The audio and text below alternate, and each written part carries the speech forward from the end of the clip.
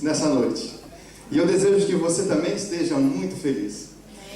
Nós não estamos em uma grande quantidade de pessoas e eu gostaria de pedir... Obrigado. Eu gostaria de pedir para quem puder, se chegar mais à frente um pouquinho, eu vou ficar muito agradecido. Hoje, o nosso pastor nos abençoou para que eu pudesse trazer a palavra. Quantos estão felizes? Só o inferno que não está feliz, amém? Sabe por quê? Porque eu estar aqui é como o pastor Mário Rui Boto pregou, é uma impossibilidade. Eu não via possibilidade em mim, mas louvado seja Deus que Ele viu possibilidade na minha vida. Eu gostaria de convidar você a estar em pé nesse momento, para ler comigo a palavra de Deus. O texto talvez seja um texto um pouco extenso, mas eu gostaria que você me ajudasse. Quero louvar a Deus pela família que Ele me deu, que é um presente de Deus. A Mariana, ela não correu, ela veio na igreja, ela está aqui comigo. Quero louvar a Deus pela vida do nosso pastor, do nosso sacerdote, que tem confiado. Na verdade, meus irmãos, ele tem visto em mim mais possibilidade do que aquilo que eu possa ver. E também pela vida de cada obreiro, de cada pastor e pastora que está aqui presente. Juntos nós formamos um time de pastores da catedral. O nosso intuito não é só salvar almas. O nosso intuito é de salvar e também de cuidar. O nosso desejo é que as pessoas sejam amadas, assim como Jesus foi amado, através das nossas vidas, através de tudo aquilo que Deus colocar nas nossas mãos, amém? O texto que eu gostaria de ler com você se encontra em Lucas, no Evangelho, no capítulo 24 e o versículo 13. A palavra de Deus diz que aonde estiver 2 ou 3 reunidos falando de Jesus, Ele estaria presente.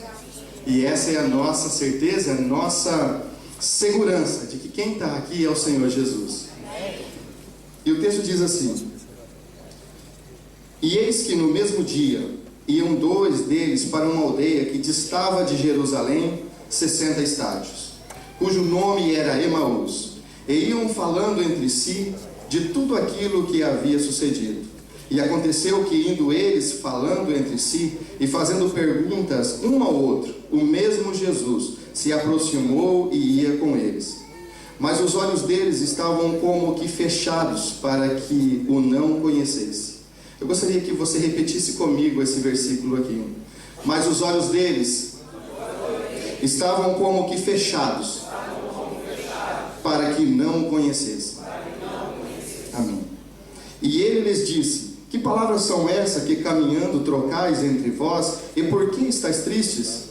E respondendo um, cujo nome era Cleopas, disse: És tu só peregrino em Jerusalém, e não sabe as coisas que nela têm sucedido nesses dias? E ele lhes perguntou: Quais?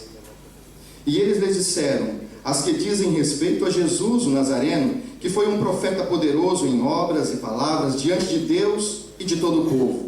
E como os principais dos sacerdotes e os príncipes o entregaram uma condenação de morte e o crucificaram. E nós esperávamos que fosse ele o que remisse Israel. Mas agora, com tudo isso, é já hoje o 3º dia desde que essas coisas aconteceram. É verdade que também algumas mulheres dentre nós nos maravilharam, as quais de madrugada foram ao sepulcro, e não achando o seu corpo, voltaram dizendo que também tinham visto uma visão de anjo, que dizem que ele vive. E alguns dos que estavam conosco foram ao sepulcro e achavam ser assim, como as mulheres haviam dito, porém não viram. E ele lhes disse: Ó nércios e tardos de coração, para crer tudo o que os profetas disseram. Porventura não convia que o Cristo padecesse essas coisas e entrasse na sua glória? E começando por Moisés e todos os profetas, explicavam-lhes o que dele se achava em todas as Escrituras. E chegaram à aldeia, onde eles iam, e ele fez como que ia para mais longe. E eles o constrangeram, dizendo: Fica conosco, porque já é tarde, e já declina o dia. E entrou para ficar com eles. Mais uma vez eu gostaria que você repetisse comigo o versículo 29. E eles o constrangeram, dizendo: Fica conosco, porque já é tarde e já declina o dia. O versículo 30. E aconteceu que, estando com eles à mesa, tomando o pão, os abençoou, e partiu-o e lhes deu. Abriram-se-lhes então os olhos e o conheceram, e ele desapareceu-lhes. E disseram um para o outro: porventura não ardia em nós o nosso coração, quando pelo caminho nos falava, e quando nos abriam as Escrituras? E na mesma hora, levantando-se, voltaram para Jerusalém, e acharam congregados os 11 e os que com eles estavam, os quais diziam: ressuscitou verdadeiramente o Senhor, e já apareceu a Simão. E eles lhes contaram o que lhes aconteceu no caminho, e como lhe foi concedido no partir do pão. Amém? Feche os olhos nesse momento. Senhor, eu creio que essa é a sua palavra, e creio que o Senhor tem colocado no meu coração, Pai. O Senhor é um Deus poderoso, que cuida de nós e que zela das nossas vidas, e que jamais deseja que nós tomamos decisões erradas ou andamos por caminhos que nós não deveríamos andar. Mas o Senhor é aquele que nos vê, que nos conhece e que anda conosco. Mesmo quando nós não temos esperança, o Senhor é a nossa esperança. Aqui está a tua igreja e aqui está a minha vida, Pai. Eu peço em nome de Jesus que o Senhor fale conosco de uma forma poderosa. Em nome de Jesus. Amém. Pode tomar o seu assento nesse momento.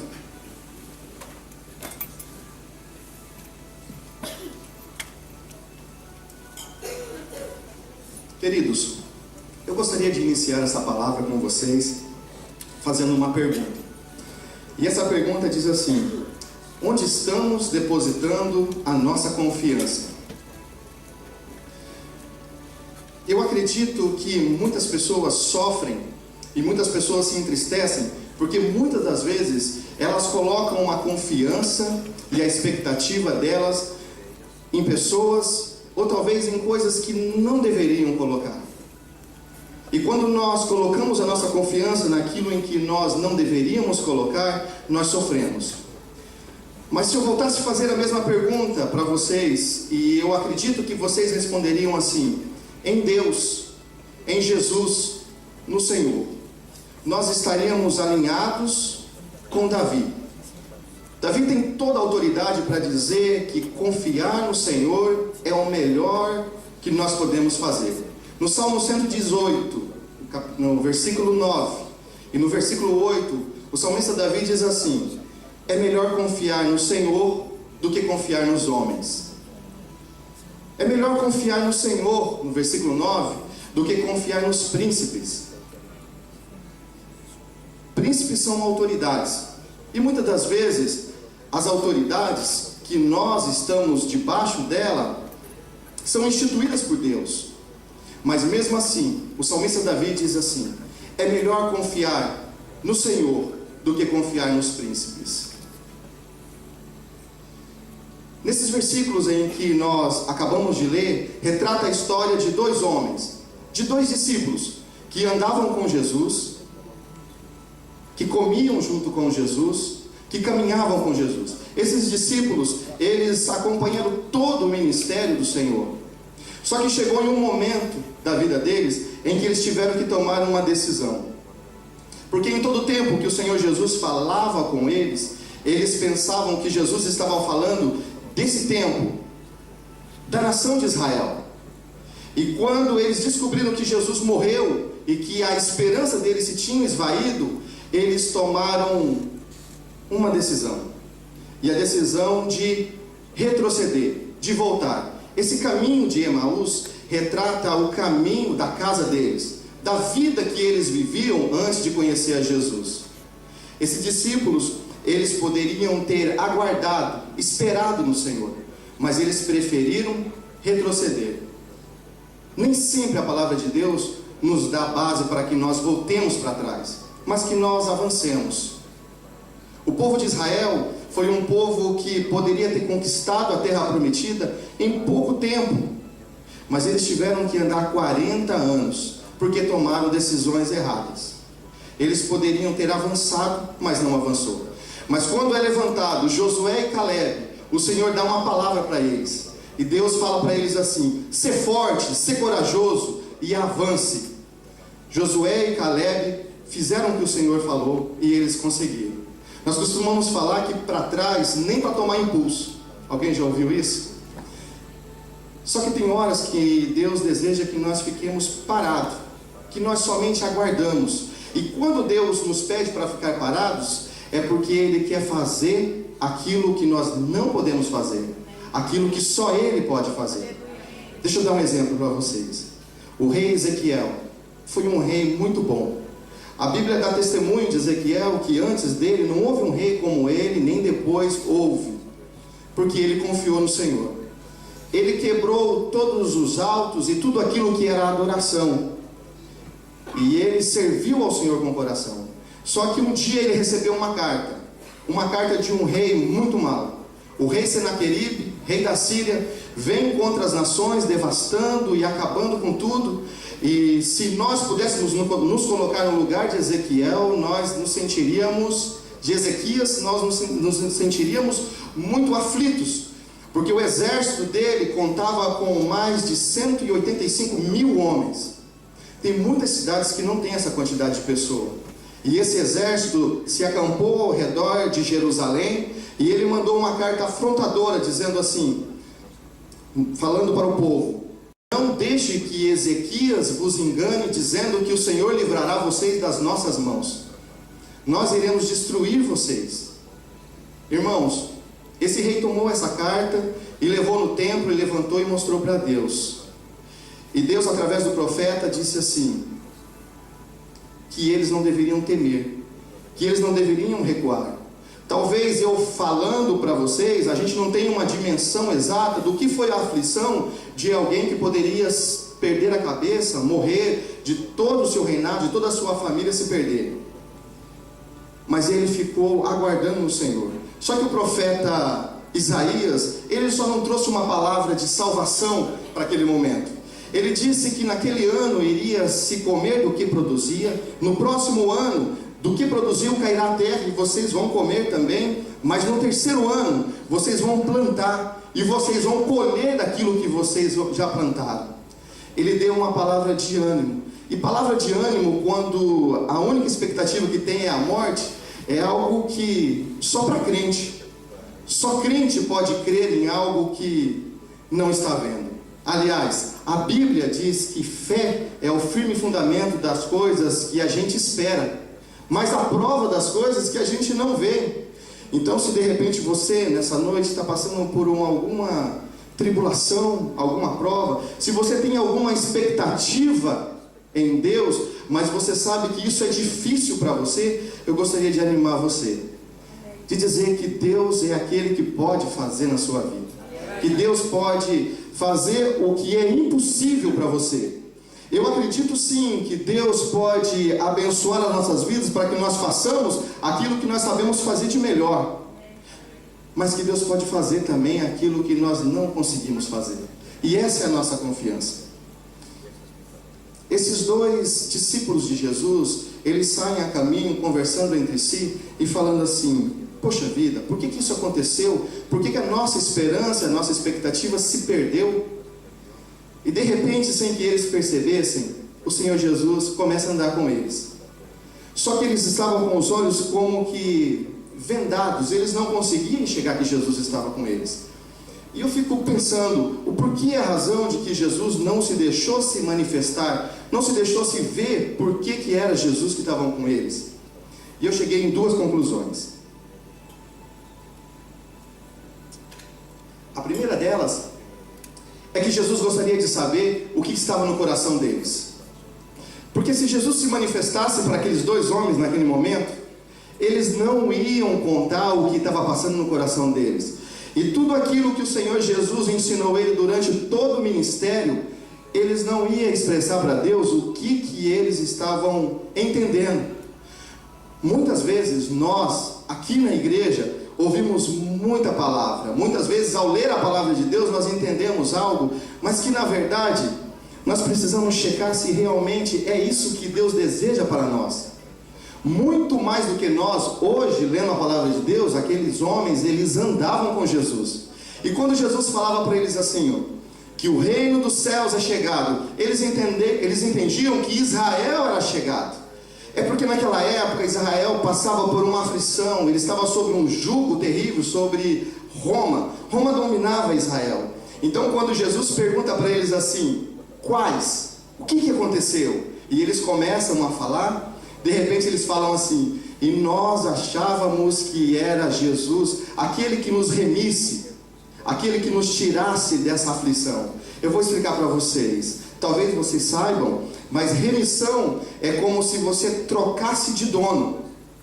No nosso termo, para nós, remissão é como que Cristo morreu na cruz, nos remiu dos nossos pecados e nos trouxe para eles. Para Israel, seria eles trocarem de dono, como se Roma não dominasse Israel, mas a partir de então eles eram servos e escravos de Jesus. Ora, Jesus alimentava eles, Jesus dava uma palavra para eles, eles tinham esperança, porque quando um pai chegava desesperado diante de Jesus e falava, o meu filho está endemoniado, Jesus perguntava para eles, você crê que eu posso curar, que eu posso libertar o teu filho? E ele falava, Senhor, ajuda a minha fé, porque nem fé eles tinham. E Jesus falou assim, pode voltar, o demônio já foi embora. Amém? Era assim o que acontecia em Israel naquele tempo. Então quando ele falava em remissão, ele dizia que a partir de agora nós não seríamos mais escravos de Roma, mas seríamos servos de Jesus. E a diferença que eu vejo entre um servo e um escravo é que o escravo, ele tem que fazer. O servo, ele faz. O escravo, ele tem que andar 1 milha, mas o servo, ele consegue andar 2 milhas. O escravo se sente roubado. Todos os dias em que ele levanta, ele fala, estão roubando de mim. O servo, literalmente, ele dá. Porque ele tem um Senhor que cuida dele. Porque ele não precisa se preocupar com o dia de amanhã, porque o dia de amanhã já está ganho. Amém? O outro propósito que eu acredito que Jesus não se revelou para ele na primeira instância, foi porque Jesus queria dar a segunda chance para eles. Porque Jesus, ele abriu as escrituras para ele, começando de Moisés. Jesus falou todos os profetas, aonde que encaixava o nome de Jesus, aonde que a remissão, a morte e ressurreição de Jesus acontecia, ele explicou para todos eles. E muitas das vezes, meus irmãos, sabe o que nós precisamos? Da segunda chance. Nós precisamos entender melhor aquilo que Jesus tem para as nossas vidas. O fato de Jesus falar para alguém assim, ó, prepara o teu passaporte, vai para uma terra longínqua que eu vou te levar, não significa que nós temos que sair imediatamente, mas é o tempo que nós temos que preparar o nosso coração. E geralmente o Senhor, para fazer algo na nossa vida, Ele espera que nós estejamos no lugar certo, no momento exato, com as conexões certas para que o Senhor faça. E nós não podemos passar em cima de alguns pontos que são importantes. Jesus é aquele que sabe tudo sobre a nossa vida. Jesus é aquele que conhece o nosso coração. O segundo exemplo que tem na Bíblia de pessoas que perderam a visão porque Deus tinha um plano na vida dele é o grande apóstolo Paulo. Saulo, quando ele saiu perseguindo os cristãos e matando todo mundo, ele tinha na mente dele a certeza de que ele estava fazendo a coisa mais certa do mundo. Ele estava honrando a Deus e estava defendendo a lei de Deus. Então, se uma nova heresia se levantava, Saulo estava ali para desfazer. Só que dessa vez Paulo caiu do cavalo, porque a pessoa que estavam com essa nova lei, com essa nova graça, era o Senhor Jesus. E quando Jesus apareceu a Paulo, a Saulo na época, ele viu um clarão e perdeu a visão. Sabe, irmãos, às vezes, como é o título dessa mensagem, fechando os olhos para ver, muitas vezes nós precisamos fechar os nossos olhos, para que nós possamos ver, para que nós vejamos aquilo que Deus tem para nossas vidas. E às vezes é através da oração, do clamor, de pôr a boca no pó, para poder receber a nossa cura, a nossa libertação, a cura da nossa família, a libertação da nossa casa. E foi o que aconteceu. Paulo foi orar ao Senhor, e não demorou muito, que Deus preparou Ananias, e falando com Ananias, Ananias, vá à rua direita, na casa de Judas, e procura por Saulo. Ele ficou desesperado, falou: Senhor, como que eu vou procurar alguém que quer matar os cristãos? Ele falou: vai, porque ele vai sofrer muito, e ele vai ser um apóstolo, e ele vai ser o meu discípulo.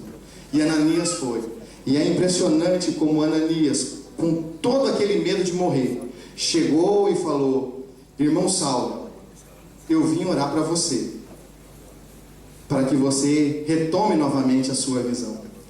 Quando Deus nos manda fazer algo, é algo impressionante, porque nós fazemos não por aquilo que nós temos ou conhecemos, mas por aquilo que Ele tem para nossas vidas. Agora, o que nós precisamos? Estar atento à voz e às mãos de Deus. A experiência que eu tenho de vida no meu ministério começou em 2003, quando eu cheguei aqui. Quando eu ouvi o pastor Jackson pela primeira vez, eu confesso a vocês que eu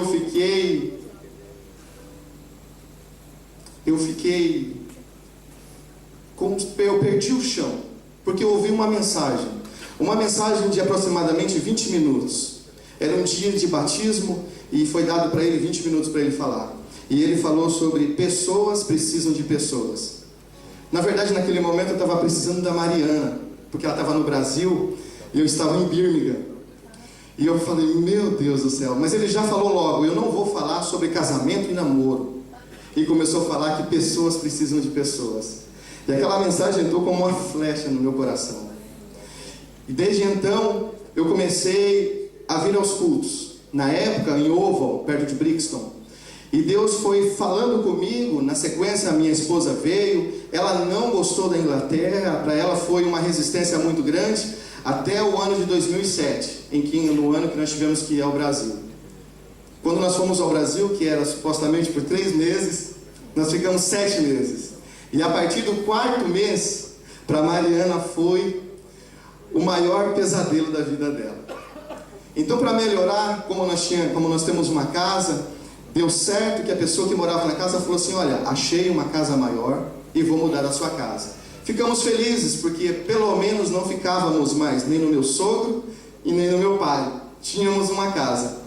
Mas não adiantou muita coisa não. A Mariana chorava e falava assim: precisamos voltar, vamos voltar.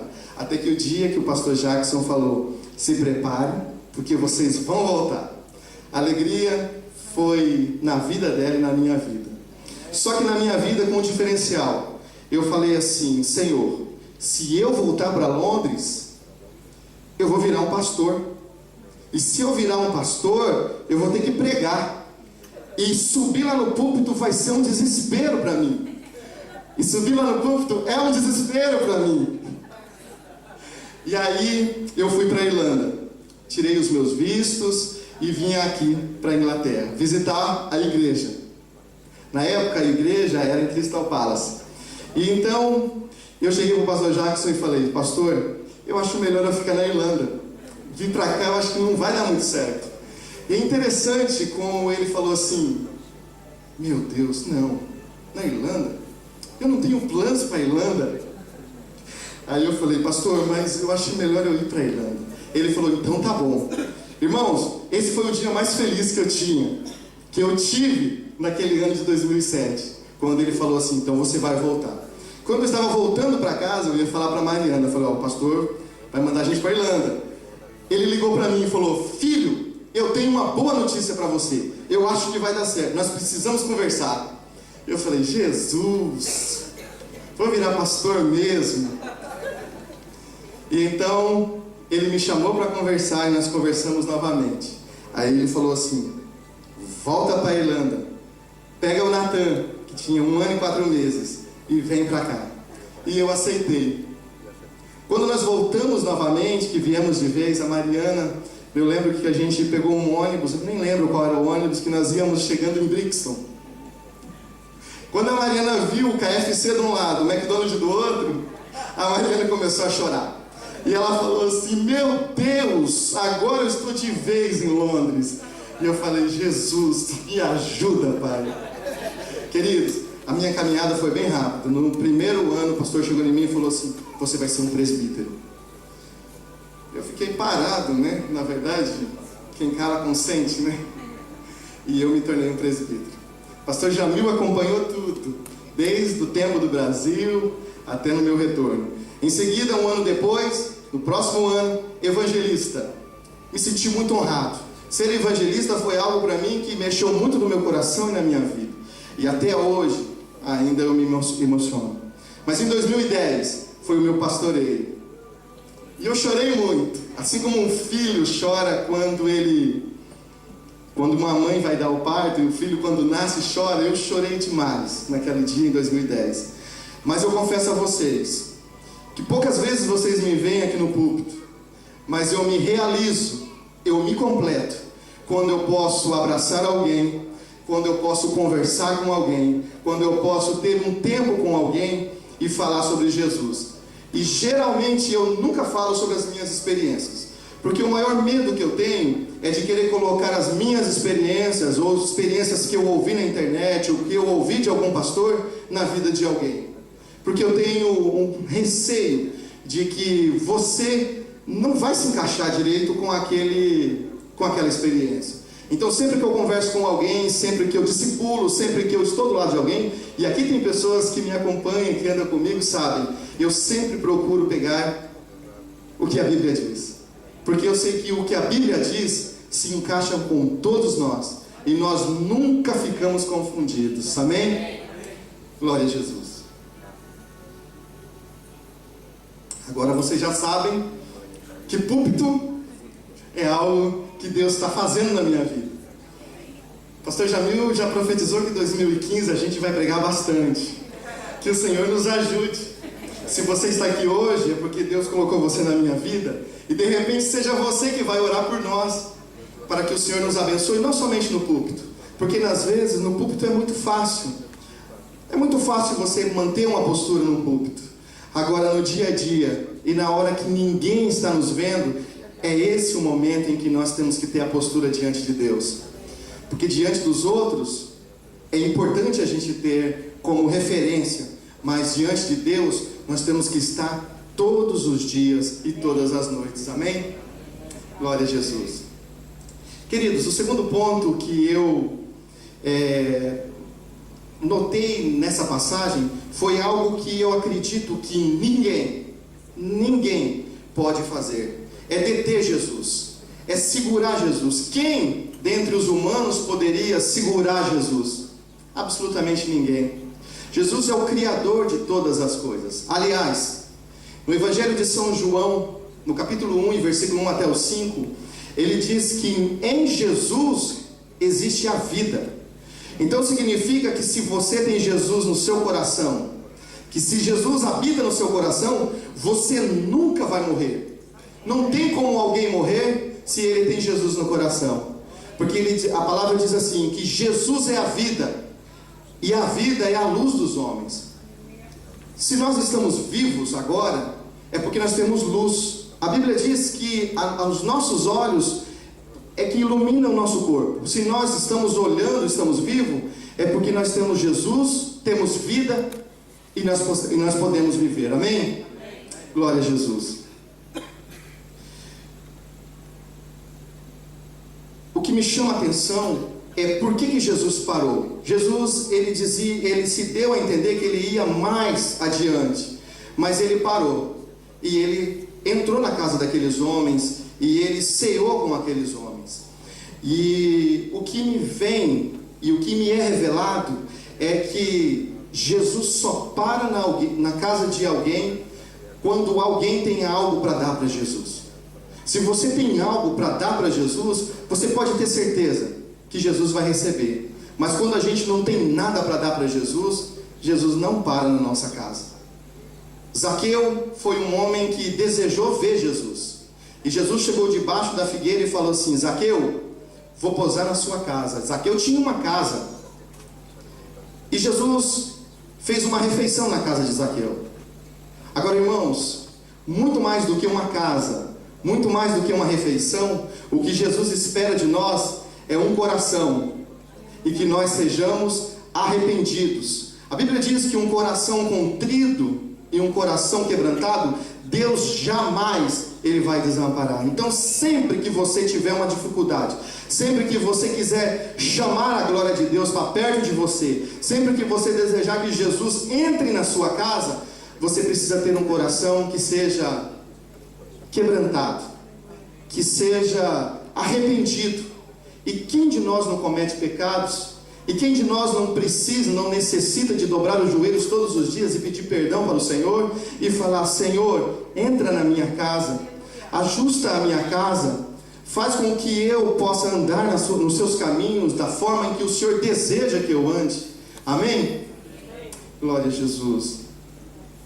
Eu queria, nesse momento, falar com vocês o terceiro ponto, que é algo que me chamou muita atenção, porque Emaús significa riacho quente.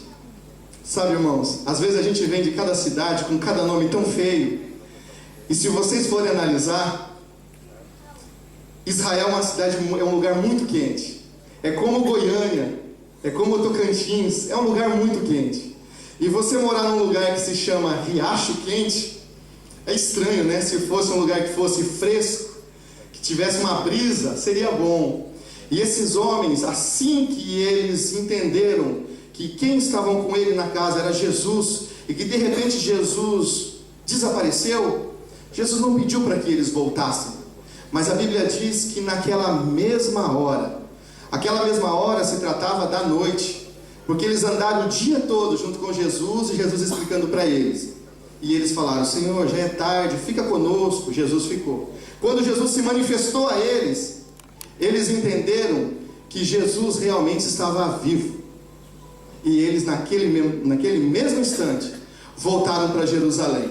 Tenta imaginar, eram 60 estádios, aproximadamente 10 quilômetros.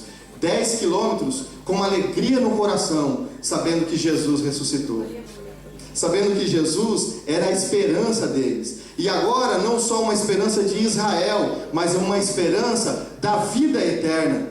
Quantos de nós às vezes precisamos de uma ajuda de Jesus? Quantos de nós deparamos com alguém num hospital entre a vida e a morte?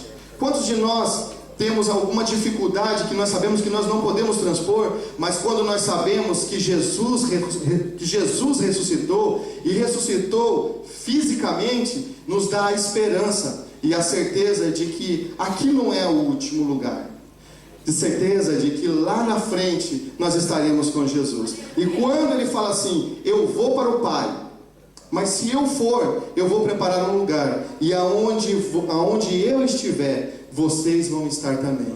Amém? Eu sou muito grato a Deus por tudo aquilo que Ele tem feito, pelo que Ele tem revelado na minha vida. E uma das gratidões que eu tenho na minha vida e no meu coração é saber que a minha vida, ela não vai parar aqui nessa terra, mas que Deus, de uma forma poderosa, eu nem sei como, mas Ele vai ou nos transladar, ou nos arrebatar, ou quando nós fecharmos os olhos aqui, nós estaremos com o Mestre, o Todo-Poderoso. Amém? Eu gostaria que nesse momento vocês ficassem em pé. Eu não cansei vocês. Eu acredito que talvez o pastor Jamil, ou o pastor Jacques, permita que eu pregue outra vez. Eu quero declarar uma palavra de Deus sobre a sua vida. Eu gostaria que todos vocês ficassem em pé, que as luzes fossem abaixadas, e eu queria ministrar algo na vida de vocês. Na verdade, não importa o que vocês estão passando, ou o que nós estamos passando. A verdade é que todos nós temos lutas, provas e dificuldades. Que todos nós temos sonhos. Sonhos é algo que Deus colocou em nós, que é o combustível que nos alimenta, que nos faz amanhecer todos os dias e que nos faz caminhar sempre. Eu não estou falando para vocês de felicidade. Existe uma diferença entre felicidade e alegria. Felicidade é quando eu ter aquele carro. Felicidade é quando eu ter aquele salário. Felicidade é quando eu ter aquela família. Felicidade é quando essa doença que me assola não estiver mais no meu corpo. Felicidade é quando os meus filhos estiverem na casa do Senhor. É quando o meu esposo voltar para casa, ou quando a minha esposa retornar com os meus filhos. Não, não é nessa felicidade que eu estou falando. Eu estou te falando para vocês de uma alegria. A alegria de ter Jesus, ela é constante e ela independe daquilo que você está passando. Então, o que eu quero ministrar na sua vida hoje, nessa noite tão fria, mas tão quente, porque Jesus está aqui conosco, é que essa alegria nunca falte no seu coração. É que Deus nunca afaste de você a alegria da salvação. O dia que nós perdermos a alegria da salvação, nós seremos os maiores miseráveis andando sobre a face da terra. O dia em que nós cometermos algo que sentimos que o Espírito Santo nos deixou, nós seremos os mais miseráveis, os mais prováveis a não entrar no reino dos céus. E não é isso que eu quero ministrar na sua vida. Eu quero ministrar nesse momento que o Senhor vá de encontro com aquilo que você precisa. O mesmo Jesus que quer que a nossa salvação esteja no nosso coração, Ele quer também que nos mínimos detalhes nós sejamos felizes. Talvez o teu sonho seja muito doido, mas eu quero dizer para você que talvez Jesus pode ter um sonho mais doido do que o seu para a sua vida. Talvez você tenha vergonha de falar para alguém assim: o meu sonho é esse. Mas eu quero dizer para você, Ele conhece os teus sonhos e Ele sabe do que você precisa. E eu quero declarar aí no seu coração que em nome de Jesus, que ao mesmo arder que houve naqueles discípulos que vinham andando pelo caminho, porque no momento que ardia o coração deles, era o momento em que eles estavam recebendo de Deus uma revelação, era o momento em que eles estavam entendendo de Deus aquilo que realmente Deus queria para a vida deles. Eu desejo que você esteja recebendo, eu desejo que você esteja tendo a convicção de que realmente você vai receber aquilo que você quer. Eu creio em nome de Jesus que você não deixou a sua casa nem o seu trabalho e veio aqui nessa igreja, nessa noite, e que você vai sair com as mãos vazias. Pai, eu quero em nome de Jesus declarar sobre os teus filhos, ó Pai, a tua graça e a tua misericórdia.